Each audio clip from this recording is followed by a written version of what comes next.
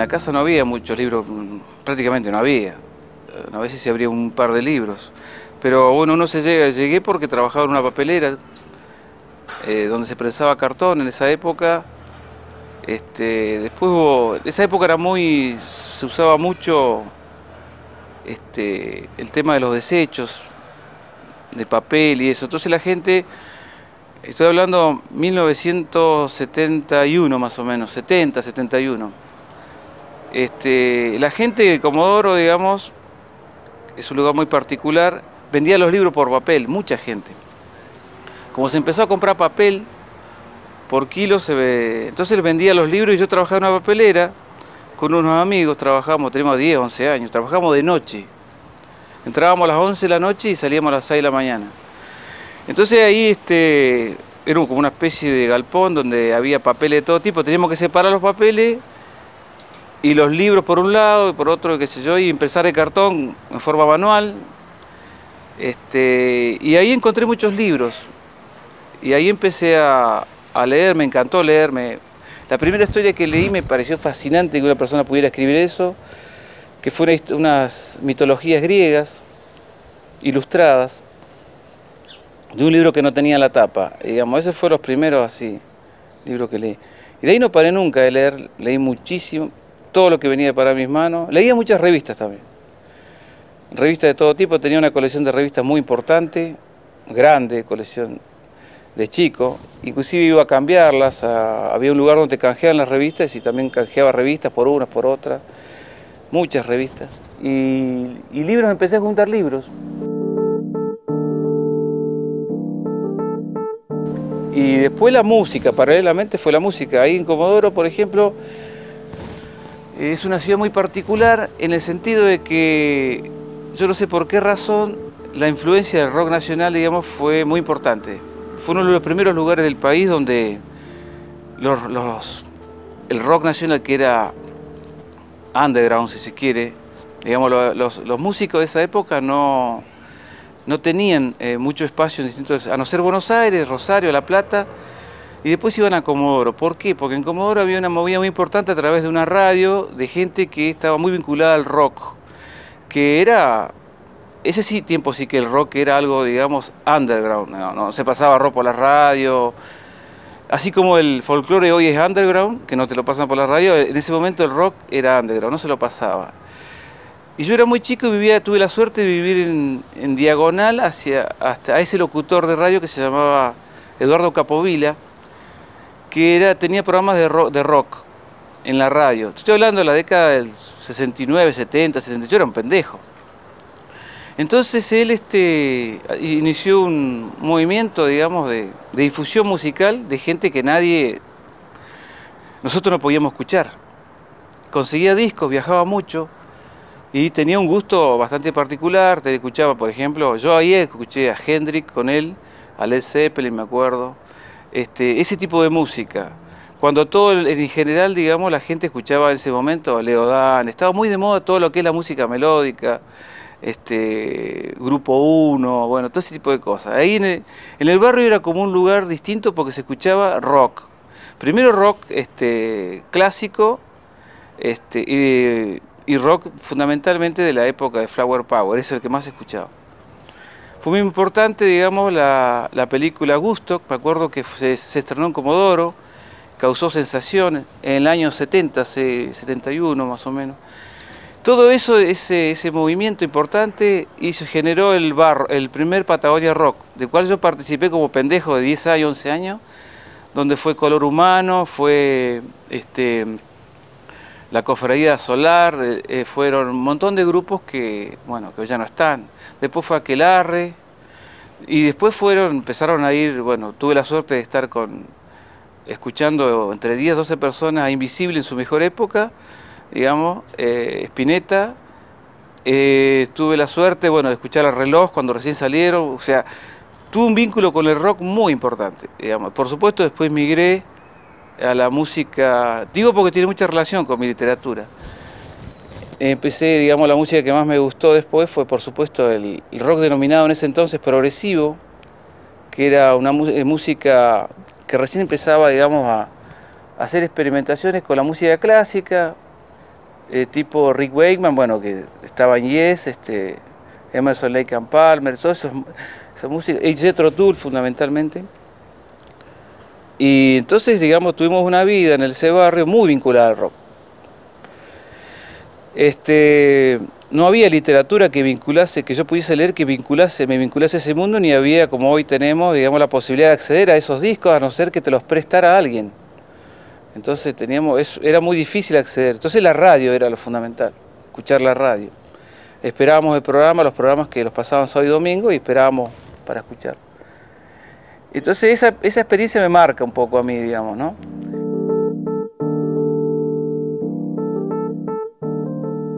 La verdad es que cuando yo empiezo a leer fuerte, digamos, es alrededor de los 14, 15 años, fuerte. Entonces me voy a la biblioteca y ahí agarro un libro, un diccionario de autores. Entonces ahí empiezo por la letra A. Entonces yo me agarraba 3, 4 libros así, los leía 4 o 5 días como mucho. Y ahí empecé a leer. Y también uno me iba guiando a otro, qué sé yo. Mira, en esa época leí, por ejemplo, Albert Camus, leí La Peste, leí en ese momento 15 años. Si bien no los entendía fundamentalmente, algo me quedaba. Después con el tiempo fui o releyéndolos. Leí muy joven, leí todo lo que es Sartre, La Náusea, leí fundamentalmente los textos existencialistas. Muy joven leí a Ionesco. Ionesco era un escritor rumano, muy interesante, hoy medio olvidado. Después, en esa época leí casi muchos franceses leí, y tuve la suerte de descubrir inmediatamente la literatura norteamericana del principio del siglo XX. Leí a Faulkner, digamos, leí a Hemingway, y posteriormente empecé a leer, primero leía novelas, pero tengo un listado ahí de las novelas que leía. Me estoy acordando algunas. Y después relatos. Después cuando conocí a Edgar Allan Poe, digamos, ahí mi mundo cambió, mi percepción, digamos, de la escritura cambió también. Edgar Allan Poe, Lovecraft, fueron autores fundamentales, digamos. Iba leyendo desordenadamente. Tuve la suerte de que, digamos, la educación que yo tuve siempre fue, digamos, no le di bola a la educación. Entonces siempre lo que hice fue estar, nada más. Yo hacía mi educación paralela. De alguna manera es un tipo de educación que podría ser digital, así como lo analógico va secuencial. Digamos, uno tiene que leer primero al Quijote, después esto, la escuela te enseña eso, que es un error. Yo leía los textos clásicos primero, que leía gente grande, y después leí lo que se me cantó y con absoluta libertad pude hacer, digamos, educarme. Pero esa educación hizo de mí una persona, digamos, anárquica y muy esquizoide en la forma de lectura y la forma de que después se transformó en la forma de escritura también. Eso me llevó a escribir de un modo también. Después llegué a la poesía porque la poesía tiene fundamentalmente algo que uno no podría describir, que es por qué te atrapa cuando escuchas un poema. A mí creo que me atrapó primero por la musicalidad, digamos, de las palabras. Hay algo que provoca la música que tienen las palabras, que para mí fue muy importante, y digamos, yo leí poesía clásica nada más, en ese momento, nada más.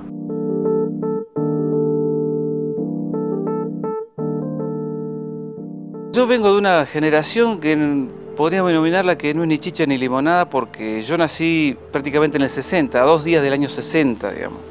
Entonces cuando, digamos, la gente militaba, la militancia más fuerte fue del 71, 72, 73, 74, es cuando viene Perón a la Argentina. Digamos, yo tenía 12 años, iba a cumplir 13, entonces era muy chico, no podía militar, ahí estaba el fuerte de la militancia. Pero sí, digamos, en mi casa había mis padres sí tenían una muy fuerte militancia. En ese momento estaban muy vinculados a la izquierda peronista, digamos. Entonces se respiraba un aire siempre muy pro-revolucionario. Mi viejo tenía una radio vieja, donde escuchaba todo lo que estaba aconteciendo en Nicaragua, porque había una revolución en marcha ahí. Después escuchaba Radio Moscú, porque tenía afinidad también con el Partido Comunista. No el Partido Comunista argentino, sino el chileno, porque él es de allá. Si bien no era tampoco, porque él se consideraba, era un anarquista más bien, se consideraba, y todavía se considera un anarquista. Y mi vieja era delegada de una fábrica de pescado, depostaba pescado, y mi viejo trabajaba en una empresa de construcción, así que los dos eran delegados. Yo vivía, mi familia era, digamos, sindicalistas, pero sindicalistas pobres, ¿viste? Así que a mi viejo, bueno, recuerdo cuando lo vinieron a buscar, antes del golpe militar ya lo vinieron a buscar, lo vino a buscar la policía, se lo llevaron a las patadas, me acuerdo. Y yo cuando se lo llevaron a mi viejo, tendría 12 años, 72 por ahí.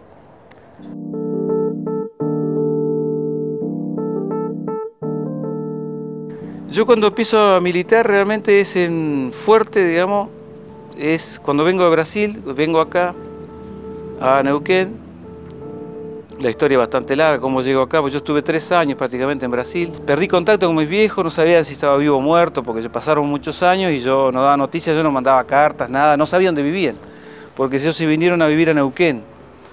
Entonces yo a Neuquén no había pasado una vez, pero no conocía. Entonces, cuando llego de Brasil, que tuve una experiencia bastante fea, digamos, la última parte, no de Brasil, sino cuando vuelvo a Argentina. Argentina, cuando yo vuelvo, estaba peor que antes.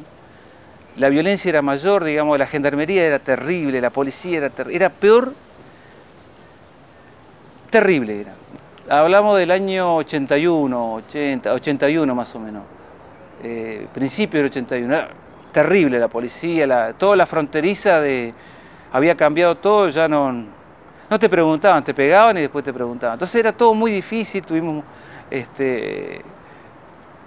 presos en Posadas, bueno, pasó todo.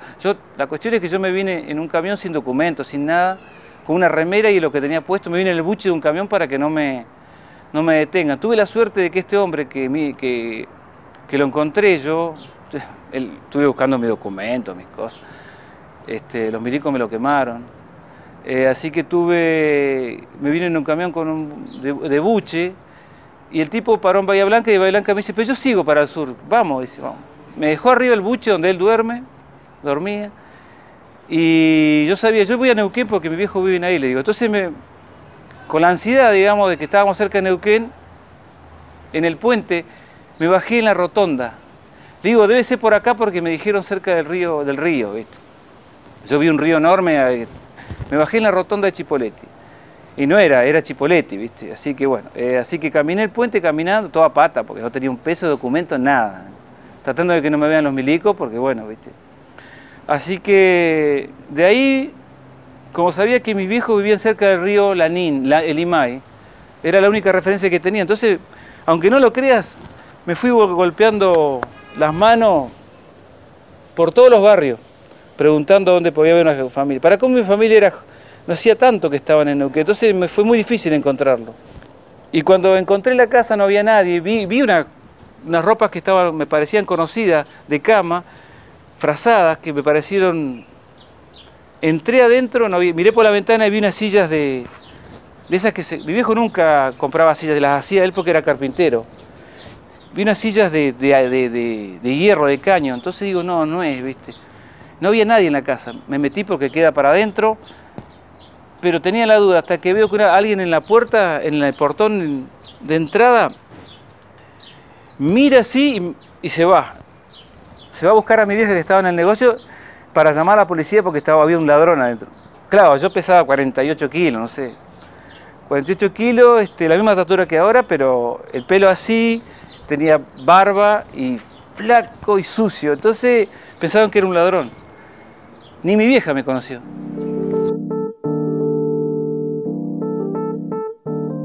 Acá empiezo a militar en derechos humanos, solo, pero me acuerdo de la primera marcha que hicimos fue una de las primeras marchas, la hicimos alrededor del Monumento a San Martín, éramos 14, 15 personas nada más. La gente tenía miedo, entonces éramos nosotros nada más. Yo no tenía ningún problema, no tenía miedo en ese momento. porque ya estaba, digamos, como estaba repodrido de todo, no me calentaba nada, estaba solo, o sea, estaba con mis viejos, pero no me preocupaba nada. Si me metían preso, todo, ya estaba, digamos, estaba recaliente con la situación y quería hacer algo. Entonces nos hacíamos marchas, las primeras marchas que hicimos hizo en Neuquén, así yo participé. Después cuando vino Ubaldini, que también Ubaldini, digamos, era el líder de la CGT ese entonces, vino a Neuquén casi de contrabando, digamos, esa época también lo acompañamos unos pocos acá porque no se podía, ¿no? No se podía, todavía recién cambia todo con la guerra de Malvinas. Ahí cambia todo, digamos, ahí empiezo a militar, milito en varios partidos, siempre militando en varios partidos, digamos. O sea, si bien mis orígenes son de izquierda peronista, digamos, siempre, de buena manera después milito en la izquierda un poco más, por ahí más ortodoxa, ¿no? En general la gente, por ejemplo, en el barrio que yo vivía, la gran mayoría de gente sabía lo que estaba pasando. Todos sabían más o menos lo que estaba pasando, ya empezaban a ver que de no meterse en ciertos lugares, qué sé yo. Yo viví en un barrio muy humilde, así es que mucha gente, muchos jóvenes como yo, más grandes, estaban muy comprometidos, fundamentalmente con la juventud peronista. Y en ese momento, digamos, ya se hablaba de la lucha armada, había siempre comentarios en el barrio de gente que se andaba escondiendo, gente, digamos, se sabía todo, yo lo sabía todo, sabía, digamos. Sí es cierto que había gente que por ahí no quería ver la realidad y, digamos, le convenía pasarla bien, y hacerse el boludo, la boluda, como quien dice, pero todo el mundo sabía que había algo que se venía y que, bueno, cuando se concretó la dictadura fue algo terrible, terrible, que incidió fundamentalmente en la educación de la gente, valores retrógradas, censura, los medios de comunicación todos censurados, la literatura, libros prohibidos. Es muy famoso el caso de los libros que prohibieron en Chubut. Cuando se abren los expedientes, digamos, de Chubut, de los que sucedió en Chubut, aparecen libros que eran para niños, que venían de la Unión Soviética, El burro y no sé cuánto. Y bueno, las prohibían porque venían de la Unión Soviética. Nada más, digamos, no tenía nada que ver, ¿no? Así que la gente lo que hacía es escondía los libros y las revistas las tapaba. Pero la gente sabía, la gente sabía. Y más, la gente que más sabía es la gente que tenía alguna instrucción universitaria y de clases medias, sabía muy bien. Que se han hecho los boludos es otra cosa, digamos, eso.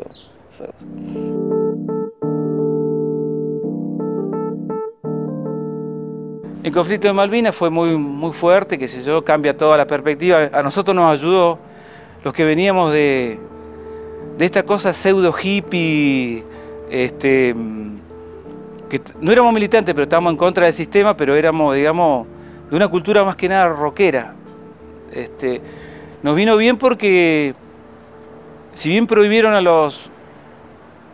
Yes, que yo era fanático, lo prohibieron así, salió en un diario de izquierda, salió, bueno, Yes prohibido, por ejemplo. A mí me partió el alma, pero sin embargo, digamos, se le dio posibilidad a otra gente de acá, músicos de acá que empezaron a ser conocidos. No los más conocidos, que eso no, ni siquiera Leo Gieco, te digo, no, otra gente, ¿no? Bueno, entonces eso fue bueno, y después se le dio toda una cosa nacional, fue muy importante. Neuquén tiene una vida cultural en esos años impresionante, digamos. Yo, y te lo puedo decir, no solamente yo, lo puedo decir a la gente que estuvo vinculada a la cultura de esos años, todo el mundo venía a Neuquén, era el lugar migratorio interno más importante de Argentina.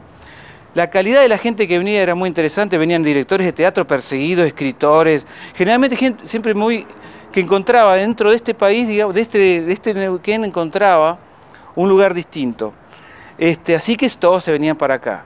Creo que el fundamental hecho de que todo el mundo haya venido acá era porque el elemento de persecución más importante que había, que era una persecución sutil, y que te botoneaban, digamos, era la iglesia. La institución iglesia fue muy jodida. Entonces la única iglesia que había, que era como vos te podías resguardar, por ejemplo, era Neuquén porque estaba un obispo que se llamaba Jaime Francisco de Nevares. Yo he estado en iglesias donde donde he ido a dormir me han dicho Oberá, por ejemplo. Fui a dormir y llamaron a la policía para que el cura llamó a la policía. O sea, te digo, la iglesia, el papel de la iglesia en la época con gente como yo y como gente común y trabajadora era siempre una actitud muy botona, muy... Odiaban a los rockers, a los rockeros los odiaban. Así que acá de Nevares no, de Nevares le dio espacio a gente como yo, artistas, exiliados chilenos, muchos chilenos, uruguayos. Entonces se formó en Neuquén una gente, por ejemplo, en el año 84 se forma la Asociación de Trabajadores del Arte y la Cultura, en la cual yo fui secretario. Fui uno de los secretarios, éramos 3 secretarios.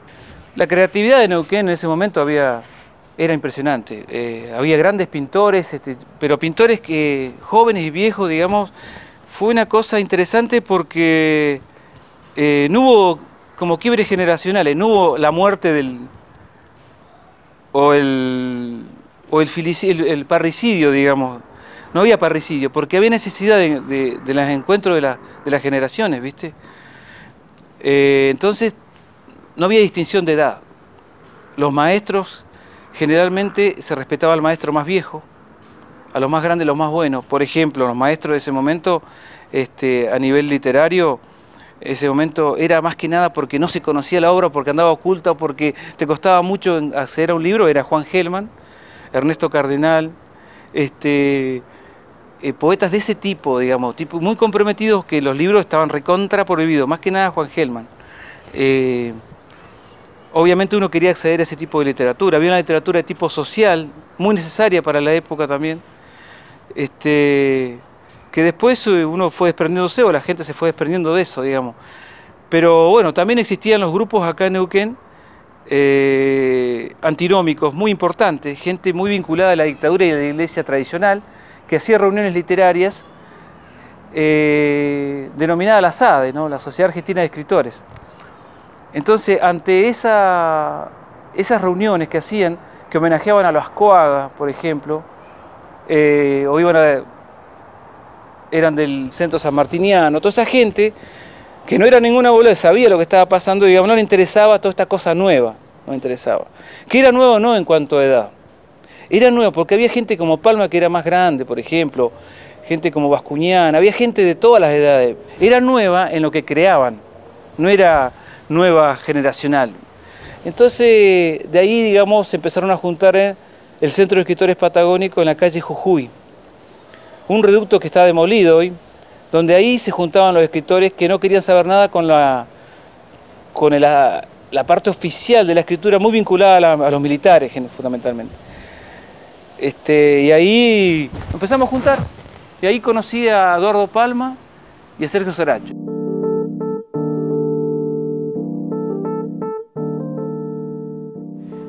Si bien yo me moví siempre por otros ámbitos, digamos, no hacía el centro, nunca hice el centro de mi vida, la literatura, porque siempre hice otras cosas, digamos. Es el centro de la literatura de mi vida, pero no a nivel social. A mí, o sea, yo no me desvivo, digamos, por tener el papel del poeta o del escritor, no me interesa tampoco. Siempre me interesó hacer otras cosas porque eso es lo que verdaderamente me alimentó. Y me alimenta, hacer otras cosas que no tienen nada que ver con la literatura. Claro, en 1984 se lanza un concurso que se va a las primeras publicaciones que va a hacer la universidad después del largo silencio de la imprenta. La imprenta la habían clausurado la universidad. La reactivaron cuando comienza la democracia y largan un concurso literario de teatro, poesía, cuentos, en la cual yo me presenté al de poesía y gané el primer premio y lo publicaron el libro. Un libro humilde, pero ilustrado por Ortega Castellano, que es un gran pintor que vive en España hoy, íntegramente ilustrado por él. Ese libro, bueno, me hizo ser muy conocido acá en Neuquén.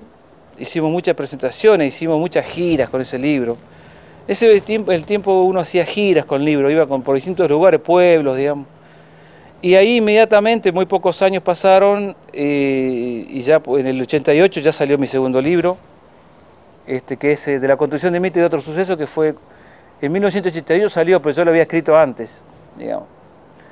Igual que este Mariaísmo que publicó en el 84, yo lo había escrito más o menos cuando llegué acá a Neuquén, tenía más o menos a los 21 años empecé a escribirlo, 22 años por él.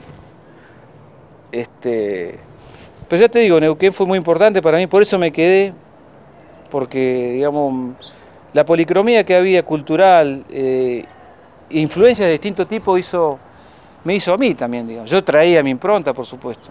Yo vivía como una doble vida literaria, porque con la gente literaria, inclusive soy sincero, con los grupos literarios que yo me empecé a juntar, la verdad todavía no éramos la misma onda. Con Eduardo Paman y Sergio Sacho, que los quiero mucho, pero yo tenía otra onda, digamos. Lo mío era, en ese momento, por ejemplo, había toda una cuestión muy underground, en Buenos Aires, que me interesaba, que era todo lo que se hacía en un lugar que se llamaba Paracultural, y una revista que se llamaba Cerdos y Peces.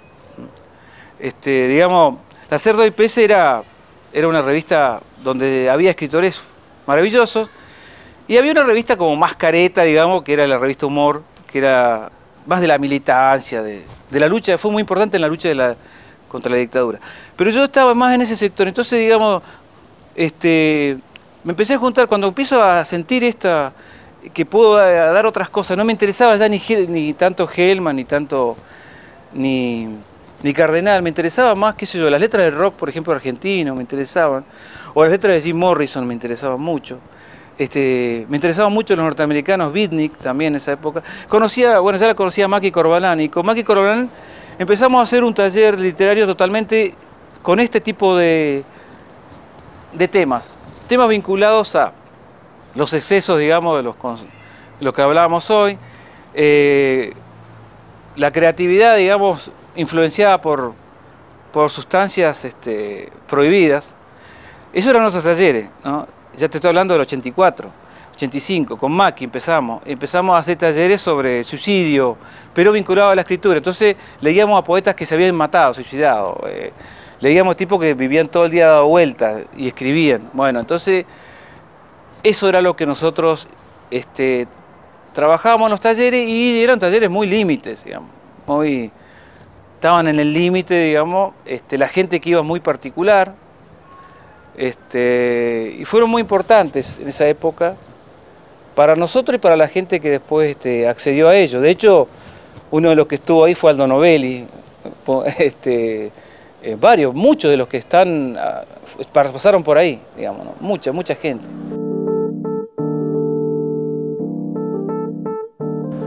Y la escritura, digamos, que yo empecé a hacer, que yo ya empecé siempre construí, digamos, fue en base, ya te digo, a una especie de collage, a una especie de escritura muy desordenada, que tiene que ver con también mi desorden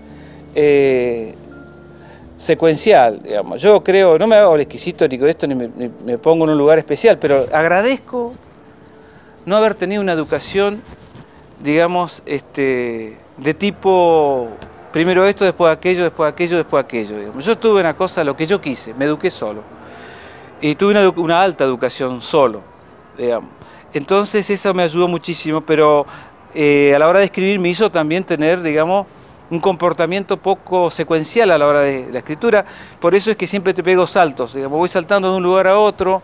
El primer texto que fue famoso, así, que se llamó Danzando un Camaruco en Nicaragua, mezcla la ceremonia mapuche, que es el camaruco, con la revolución sandinista, con el peronismo, digamos, con las mujeres de la dictadura, o sea, mezcla un montón de cosas. Y un discurso un tanto esquizoide, digamos. Pero es fruto de lo que yo soy, ¿cierto? Fragmentario, esquizoide, eso es lo que yo creo que hago, y que, bueno, intenté hacer otras cosas, pero no me salieron, digamos, ¿no? Yo con el tiempo he aprendido, digamos, a desconfiar del mucho laburo también. Yo además soy informático, digamos. Uno tiene contra el tema del mucho laburo, tiene el tema del tiempo. No tenés mucho tiempo. No podés estar mucho tiempo en una cosa, ¿viste?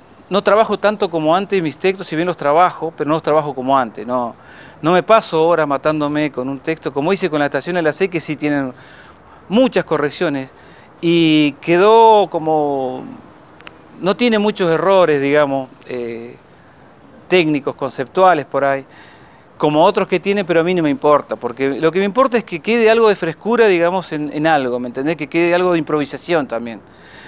La improvisación es importante y se ha perdido bastante con esto de la, ya te digo, de la exacerbación de la técnica.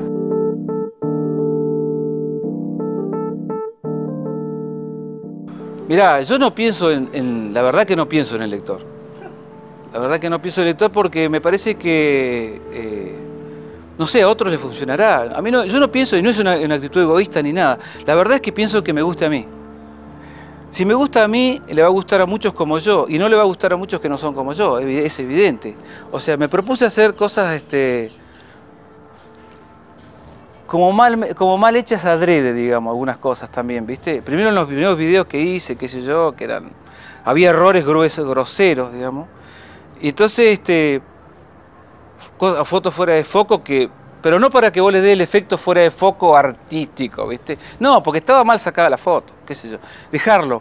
O sea, buscar también eso, ¿viste? Porque me interesa mucho la imagen. Evidentemente yo creo que con los elementos que hoy tenemos tecnológicos, que están a disposición nuestra, no debemos aprovecharlos. Yo soy un convencido de que el libro no es que haya muerto, pero que se quedó corto en las posibilidades de creatividad que tiene cada uno, se hayan quedado cortos. Yo creo en algo más completo que el libro, digamos, que tiene que ver con el video, por ejemplo, y con las posibilidades que tiene uno de acceder a las posibilidades de esa potencialidad que tiene de hacer algo propio, digamos, algo que estaba tan difícil de hacer, por ejemplo, hace la década que yo estuve. Nosotros no éramos fanáticos del cine y nunca pudimos tener, bueno, una filmadora ni hablar, ni cámara fotográfica. Bueno, yo tuve de muy pequeño una muy buena porque me dediqué a la fotografía también de muy pequeño. Pero digamos, ahora teniendo las posibilidades de la filmación y todo eso, me he encontrado con que la imagen se apoya en el texto muchas veces, el texto se apoya en la imagen, o a veces pueden correr en forma paralela.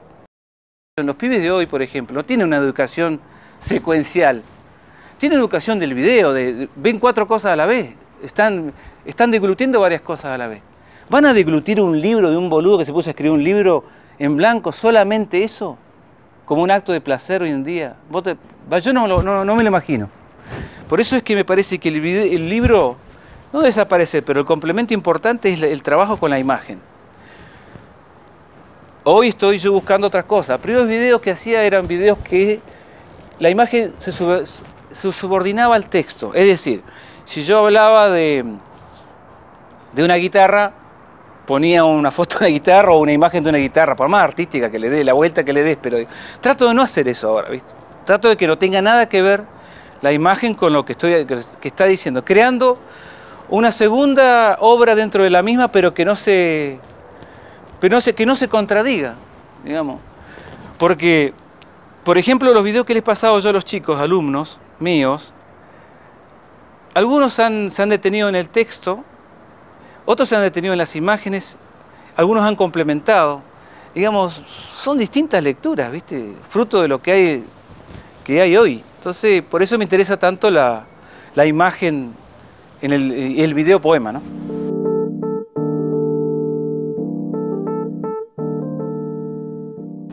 La oralidad es otro de los elementos, digamos, que creo que es una...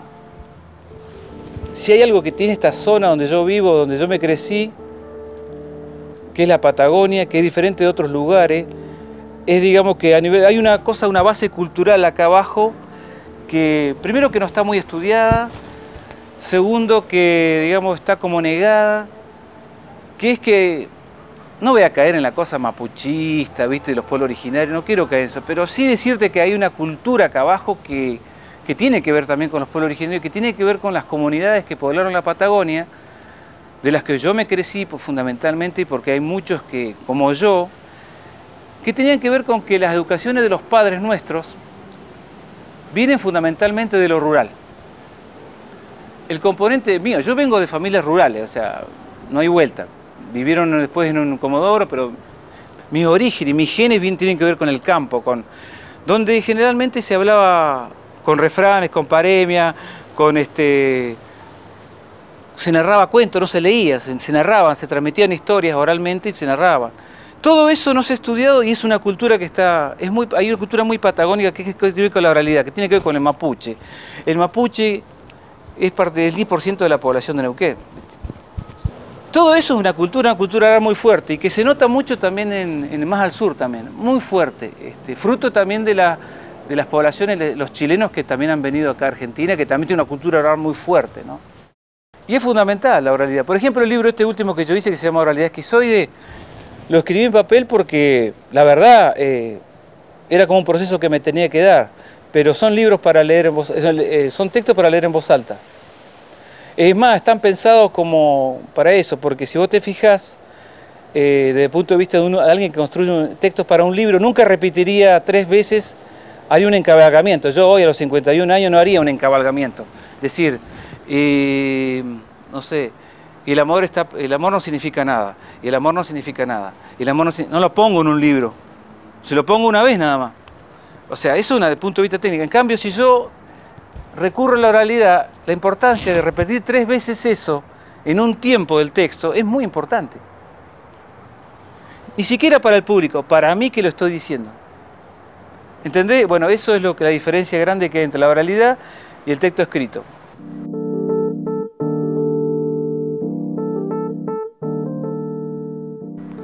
Uno no vive de la poesía, muy pocos son los que viven. Es muy difícil sobrevivir esta vida, hay que hacer cosas que a uno no le gustan, hay que comer, hay que vestirse. Es muy difícil para un creador sobrevivir a este mundo, digamos. Más que, por ejemplo, cuando uno se dedica a la poesía es, digamos, lo más anticomercial que hay en el mundo, es una cosa que no tiene posibilidades de explotación comercial, nadie se hace dinero con la poesía. Yo lo que digo siempre es que lo que a mí, no sé si me funciona, pero trato de hacer es no engañarme a mí mismo y no traicionarme. Por eso soy libre en lo que escribo y lo que hago. Ya no me importa lo que digan. Por supuesto que uno siempre está con la mirada del otro puesta, pero no me interesa. La verdad, ya ni siquiera está en juego traicionar a mi familia, a mis hijos, a mi hija, a la sociedad, a la educación, a mi laburo. Digamos, está en juego traicionarme yo. Si me traiciono yo y transo, digamos, que ya uno tiene que transar todos los días, pero transo con esto mínimo, pequeño, que no tienen valor comercial ni nada, transo con eso ya, sí, ahí me estoy sintiendo mal, porque traicionarse uno es el tema, ¿viste?